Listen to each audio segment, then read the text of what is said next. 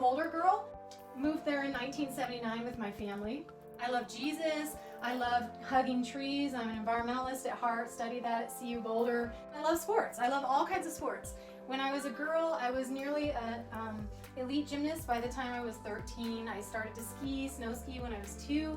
I played #1 doubles tennis for Fairview High School. In high school, played semi-competitive doubles sand volleyball. I just love being active. And all that to be said, just to give you an awareness of how much I love sports. But then I was introduced about 20 years ago to this new sport called yoga. I went into it just kind of with this mindset that it's just another exercise. Some very loving, unknowing Christians had said to me, oh, well, you shouldn't do yoga. They shoulded on me. You shouldn't do yoga because it'll compromise your faith. And I thought, not me, because I'm sold out for Jesus. I got to know Jesus when I was 18. I'm sold out for the Lord. And so, yeah, I didn't let the Hindu teachings and this new age way of thinking and whatever traditional yoga offers in those classes to affect me. I was just coming at it from like doing some new exercise perspective. But something that I did notice that was interesting was that people would go there with almost a thirst in their soul for something deeper. And you could tell that even coming out of the class, people would have this sense like they had a spiritual experience while they were at a traditional yoga class. And so although we as Christians, we have living water and we never thirst, that kind of thing, people who are not believers, they go to yoga and they continually thirst, so they continue going back into these yoga classes for that feeding. So about 2017, I was in a yoga class and I was in frog squat, which we'll do in class later. And I looked out the window and I just kind of felt like this little nudge. And the Holy Spirit said, you can do this. I didn't hear like God audibly talking to me, but I know that this was God saying, Kate, take what you have talent in, which is sports. Take the love that you know, your word, my word. Take this new sport, yoga, and let's create something together. And frog pose was born. So what's funny about this, and God is so funny, guess what my favorite animal is? My favorite animal is a toad. No, it's not a frog, but nobody knows what a toad is, so we'll use the frog. And frog squat is an actual yoga pose. And so we took the word frog and turned it to fully rely on God. It's an acronym. You can see there's little dots in the logo. And then even our little gal who's in frog squat on her lily pad that says stretching you spiritually, I named her Rahab. She's our mascot. Why Rahab? Because she's just like us. She has cracks. She was a prostitute, and yet God used her mightily to break down the walls of Jericho. So even those of us who've made bad choices in life, etc., have our cracks, God can even use that. And so I'm saying this mainly as inspiration for you guys so that maybe you come away this weekend with a little nudge from the Holy Spirit going, you can do this. I sell residential real estate. That's where I make my money. It's not in Frog Pose. Frog Pose is a nonprofit that is set up to offer loving, non-judgmental Christian yoga to the local community. COVID hit. I wasn't able to teach in person anymore. And so he inspired me to start doing on Frog Pose Yoga Facebook page live videos. And lo and behold, I'm reaching people nationally and globally. And so he's still moving through this beautiful nonprofit. This woman, Christy, she's a Boulder County resident.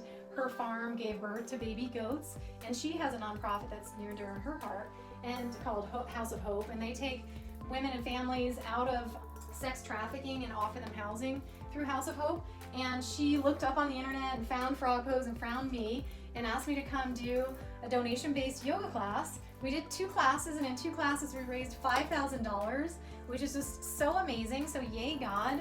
And so here, 2017, he inspires me to do a website and things I'm not even equipped with. I didn't even know how to teach yoga. After that, after I made the nonprofit is when I went to yoga teacher training class. So, you know, God will equip us. You hear the calling, you do it. It's action. And so, you know, hopefully this will inspire you to act.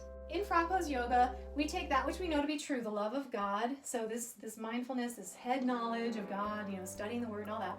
And then we take the love that we feel in our hearts, love of Jesus, the love of others, the love of self, and we fully integrate that into the body through movement on a yoga mat. It's a moving meditation on the word of God. And so how do we do that? One is with controlled breath. What is controlled breath? The breath is one of the few functions of the body that is both voluntary and involuntary.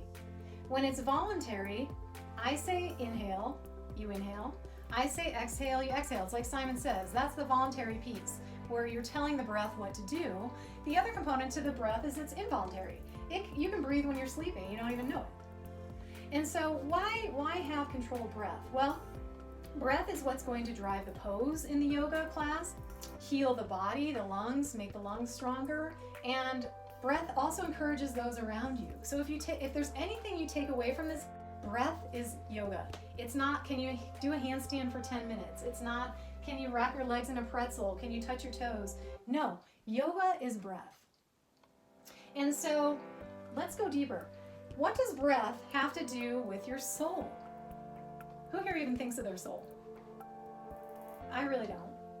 We look at the Bible, and in Genesis 2:7, we see God speaking to the soul right away.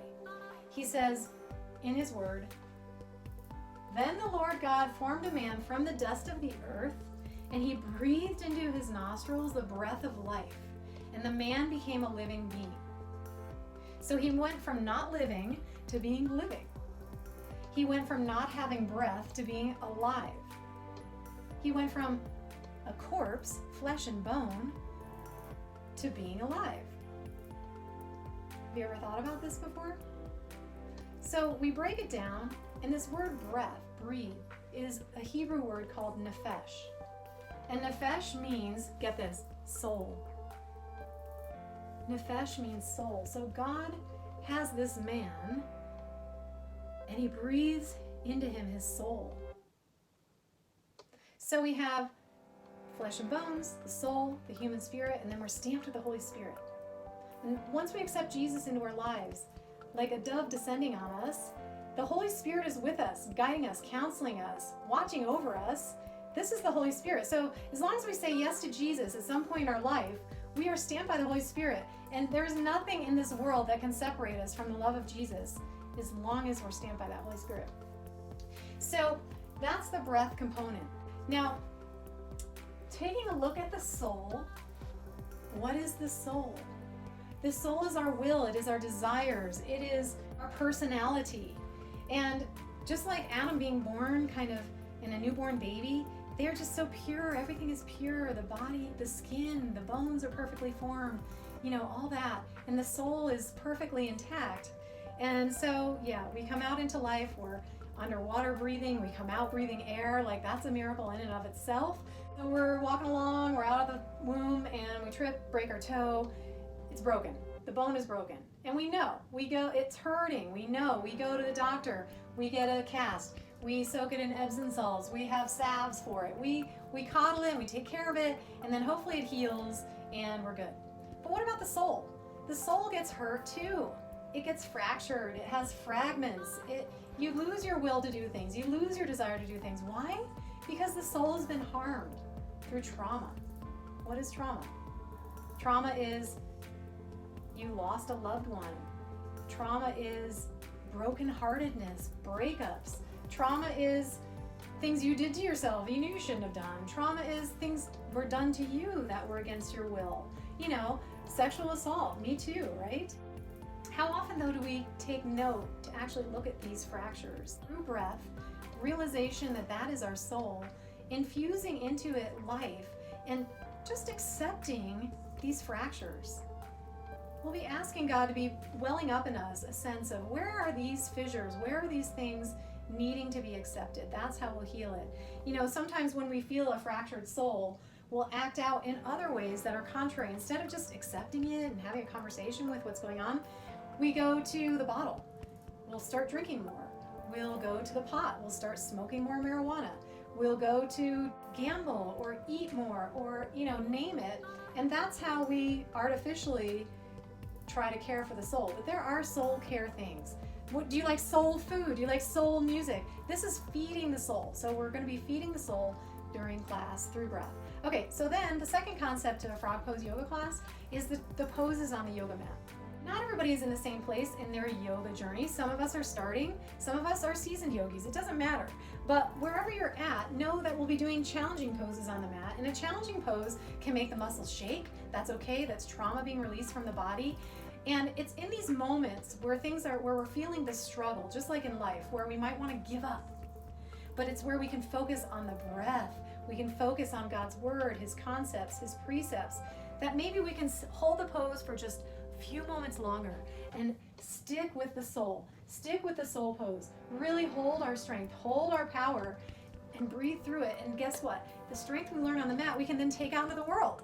So it's muscle memory that we learn on the yoga mat that we can then take out into the world and lead others to Jesus. So example, you're having a fight with your husband and you just want to like kick and scream and all that and be heard. And that's true. You do want your power to be heard, but mainly, okay, where is my power stance? Where am I breathing? Where is my mind going? What would Jesus do? Take a moment, find your strength before acting, and then go for the jugular. No, I'm just kidding. But so when things get tough, when life gets challenging, when things heat up in us, when poses are hard, we're sweating. And that's working just like pulling the dross up out of gold, and God just like scooping off the dross so we can be more pure. And then the last thing with the frog pose yoga class is that we come to it with a sense of mindfulness. And so we have our to-do lists, we have the arguments we just had, we have work issues, we have these things, and instead of bringing them onto the mat, we leave them off the mat. You can pick them up later if you want, but for just this time, for right now, it's you and God on this mat in a beautiful moving meditation where we're going to take the fractures of the soul, care for them, and accept them.